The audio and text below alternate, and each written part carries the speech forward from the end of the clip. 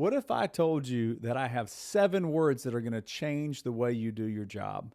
They're going to make you less busy and more productive.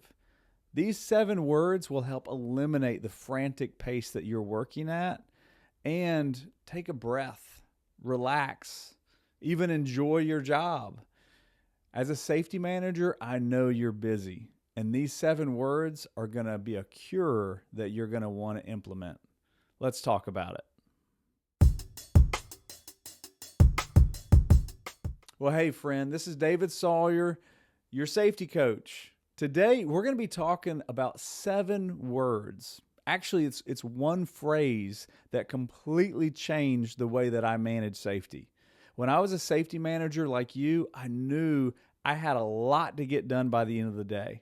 I'd start my day off at 7 o'clock in the morning, and it didn't end. It just seemed to go on and on and on, because even when I left, I would get calls at home, I'd get emails at home, and that busyness, that franticness, you can only do it for so long. And to be completely honest, some of us can do it longer than others, right? Eventually, you get burned out.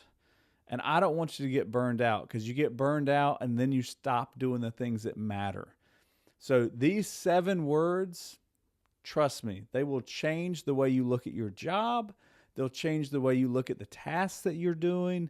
They'll change the way that the leadership sees what you're doing. The managers, the upper leadership, the owner of the company. It will change the way you operate. So what are the 7 words? Have I teased it enough? Have I pulled it out enough?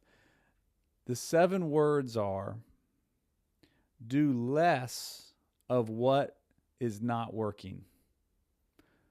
Let me say that one more time. I want to make sure it's clear. Do less of what is not working. Now, that might not sound revolutionary, but trust me, it is. When I coach busy safety managers, what I find is they do a lot of things, and some of them aren't necessary. And so part of being effective at your job is knowing what actually needs to be done and what doesn't. Now, this could apply to any layer of management, but specifically dealing with safety, there's a lot of things that you don't have to do that you might be doing because somebody told you you ought to do that. And I'm telling you, I'm giving you permission, don't do it. If it is not impacting your job, if it is not a direct way that's going to reduce somebody getting hurt, don't do it. Don't do it. So I want to talk about 4 different areas where I see people doing tasks and jobs that they don't need to be doing. I want to unpack this and explain it so that you can get some freedom in your job. Now, when I say the words do less, all I can think of is there's a movie, Forgetting Sarah Marshall. And I'm thinking of Saving Silverman because that's one of my favorite movies. But Forgetting Sarah Marshall is also a very funny movie. And in that movie, there's a surfing coach, and the surfing coach is trying to teach somebody how to surf. Right? He's teaching them how to surf, and he's telling the guy, "You got to do less. You got to do less. You got to do less. You're doing too much. Do less. You're doing too much. Do less." And then he says, "Well, you got to do something. You can't just lie there." And it just, I love that. It sticks in my brain. It makes me think of it. And so when I talk to safety managers and I tell them, look, you got to do less. You got to do less. You got to do less. And it's like you ratchet it down and ratchet it down and ratchet it down until they go, well, what do I need to be doing at all? There are some things that you have to do. There's a lot of stuff you don't have to do. Now, if you followed this channel for very long, you know I'm a huge fan of the Pareto principle. This is what we call the 80-20 rule. And I'm telling you, this is worth the price of admission right here, right? You get free admission into the podcast, into the video. This is worth the price of admission. The 80-20 rule is real. And what it says is 80% of the results are because of 20% of the inputs. Now, this gets applied all over the place. If you stick this in your Google machine, you'll see there's all kinds of ways that 80-20 is applied. But in safety, what I'm saying is 80% of your accidents come from 20% of your activities. So if 80% of the accidents come from 20% of the activities, you don't need to focus all of your attention on all the activities. You need to focus on the 20% of activities that are causing 80% of the problems. So the 80-20 rule is real. And when you apply it to the idea of doing less of what's not working, you need to identify what's not working. Where am I wasting my time and not seeing any benefit? So I want to again explain this in 4 specific areas. The first area, your email. As a safety manager, you probably get bombarded with emails. Email can be a good thing. It can also be a huge waste of time. I will tell you, I can remember visiting a company, talking with the safety manager, and he was bragging that by 10 o'clock he had over 100 emails. Now, this was a large company, a large organization. Do you know how time consuming it is to go through 100 emails? Now, let's face it, I would bet, using the Pareto principle, I would bet 80 of those emails were probably not even about him or for him. He just was CC'd on it. Some of them were probably junk. Some of them were probably spam. And there might have been like 5 that were important, right? In the morning, you might get 5 emails that you're, oh, whew, I'm glad I read that one. But then there's 95 emails that are just a waste of your time. So don't waste your time replying to emails that don't matter. You might get them and you might have to put your eyes on them. But I would encourage you to install some rules in your email system so that you see the important people. I want to see my boss. I want to see the leadership of the company. I want to see people that directly report to me. I want to see if there's an accident that happens, right? If there's an emergency, an incident. I want to see these things. But there's a lot of things. Like I remember one time I was getting emails from our forklift provider telling me that the inspections were completed. It's like, I don't need to see that email. That can just be filed away. I can put a rule and we stick that over in a folder. And that way, when I need to check the inspections, I can do it. But I don't need to look at that email every single day. So that's just an example. Don't waste your time looking at emails. Focus in on the handful of emails that are important. Respond back to them. Make sure they're there. The other ones, just file them away. You can search them if you need them. You don't have to read them. You don't have to respond to them. And, I tell you, there's nothing worse than being stuck on an email chain you don't want to be on. So don't waste your time responding to stuff that doesn't matter. Number 2, this one might hit close to home also. Reports. Don't waste your time on reports that don't matter. Now, I've got a story that goes with this one because this one does hit close to home for me. I was working with an organization and they wanted me to send out a safety metrics. I was going to say matrix, but it wasn't a matrix. It was a safety metrics report. Basically, they wanted to know how many accidents had happened. They wanted to know how many days since the last accident. They wanted to know if there was any doctor's notes that were pending. They wanted to know if there was anybody that was counted as labor hours. So we had office labor hours, we had maintenance labor hours. We were basically creating a summary sheet that can be completely automated. With a little bit of software, you can automate this completely to where you automatically pull your labor hours, you automatically input your accidents, you automatically know what department it came from and what time of day it happened. This can be done with automation, and it's super easy. They didn't have it with automation. They had me doing it manually. They wanted me to send a weekly report to the executive team every week. I had to send this out. And I did it. I did it every week. And I spent hours of my time putting together this metric, sending it out every week for months and months and months and months. And about 10 or 11 months into this, now I was getting paid for the time I was doing it, but there was no benefit that I was seeing. The idea was that they wanted to know what was going on in safety. So they wanted to know all the details, all the inputs, and they only trusted it if I put it in. Well, 10 or 11 months in, I remember I missed a week. I think it was around Thanksgiving. Might have been around my birthday, which is the end of October. And I just remember thinking, I missed a week. Oh man, they're gonna be hounding me. They're gonna be on me. And I sent it like the next week, like a combined report. And I can remember talking with one of the executives, and he said, "Oh, you're still sending that?" And I remember thinking, yeah, I'm spending hours each week doing this report. And he was telling me that they hadn't looked at it in months, like quarters. Basically, they looked at it in March and April, and then they never looked at it again. And you know what I did? And I'm not recommending you do this, but I just stopped doing it. That was my last week that I did it.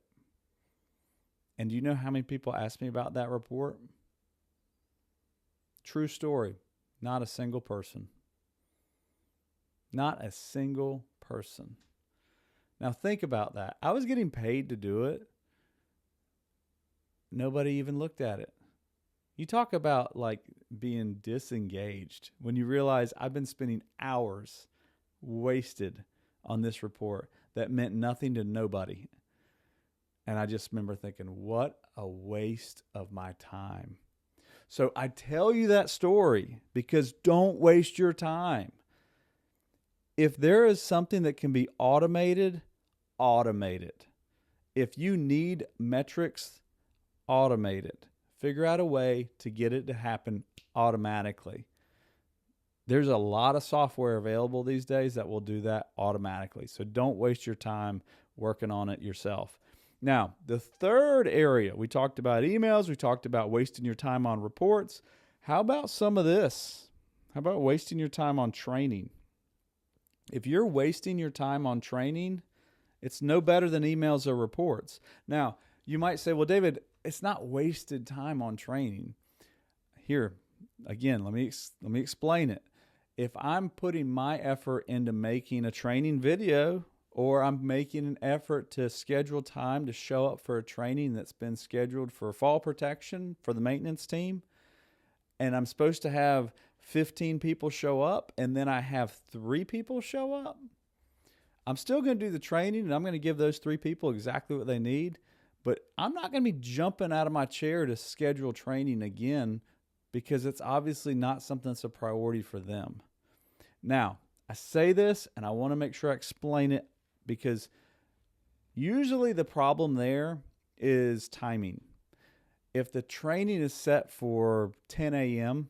and then we realize, maintenance is always busy at 10 a.m., don't schedule the training for 10 a.m. Have good communication with your maintenance managers so that you know when is the ideal time for training and how do we make our schedules sync up so that they're getting the best use of their time and I'm making the best use of my time and we're meeting in the middle.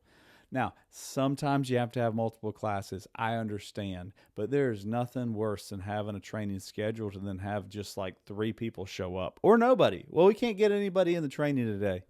I wish I'd known that before I'd printed out all the handouts, the quizzes, and the rosters and prepped my presentation.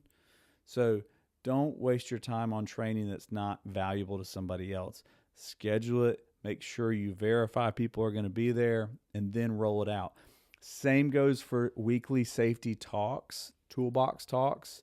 You know, in my system, I have training where we do weekly safety talks or monthly safety talks. And those talks need to be carried out by managers and supervisors. So if I go back and I verify 3 months later that nobody did these safety talks, that was a waste of my time putting them out there. So again, don't waste your time being busy on something that nobody shows up for. Okay? What else can we do less of what's not working? How about number 4, inspections? I rounded it out with inspections because I get called out so often to come out and do safety audits and mock OSHA inspections with companies. And some companies will have a monthly safety walk, and I love it. That's fantastic. But if I go out and I'm working with the safety manager, I'm a safety coach, and we're talking, and I'm walking with them, and we're walking and we're talking, and we're going through the facility, and we find, oh man, we found there's a problem with the racking that's too close to the sprinklers, or the storage space that's too close to the sprinklers. And we also noticed that the dock door doesn't have any wheel chocks beside it, right? So I'm making notes, I'm filling this out, I'm taking a few pictures, I'm trying to communicate, these are our findings, this is what we need to change, this is what we need to update. And then I go back the next month and we walk through the same area, and I find out that they didn't get wheel chocks, and they didn't move the supplies that were too close to the sprinklers. And now we got some pallets leaning up against the wall, and we got the emergency exit door that's blocked, and the eye wash station is falling off the wall. Why am I wasting my time doing a safety walk? Now, I know that kind of people go, whoa, Dave, what do you mean wasting your time? It's not a waste of time. It's not working. It's not working. The way a safety walk works is I do that inspection, I take my findings, I turn them into the person that's over that area, whether it's a maintenance person or a production person or a manager, and I say, these are my findings. We need to make a plan and fix them. Make a plan and fix them. And somewhere it got lost in translation because they didn't fix them, and I don't know what the plan is. I'm not going to go back and do another safety walk until we fix the problems we found, or we make a plan. Sometimes we might have an issue that go, well, we can't fix that. We're waiting for a contractor to come out. That's fine and dandy. But if we have an area that goes, hey, we need to fix this. We need to make sure that fire extinguisher is not blocked.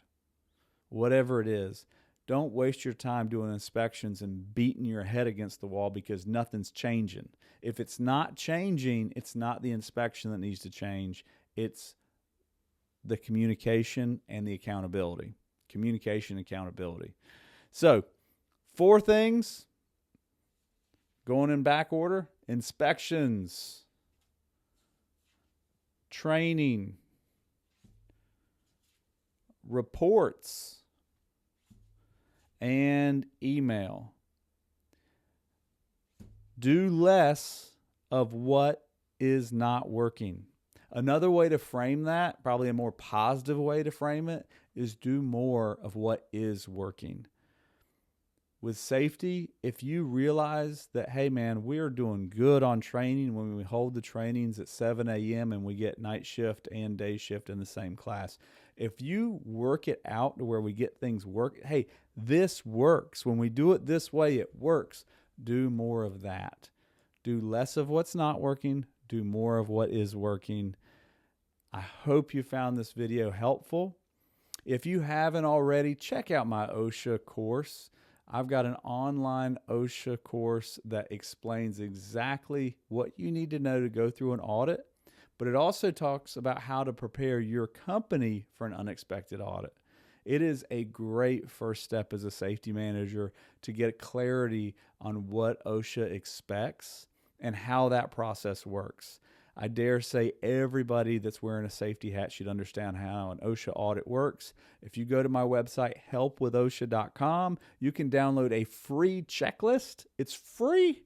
Download the free checklist. That will help you understand exactly what you need to know to be prepared for an audit. And then you can actually access the online course. And through that course, you will understand how to respond to OSHA during an audit, all about the gatekeeper, all about how to negotiate, how to go to the informal conference, how to reduce or eliminate fines.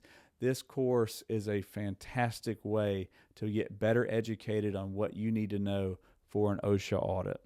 So I hope you don't have to worry about an OSHA audit. Like I said, we want to be beyond compliance.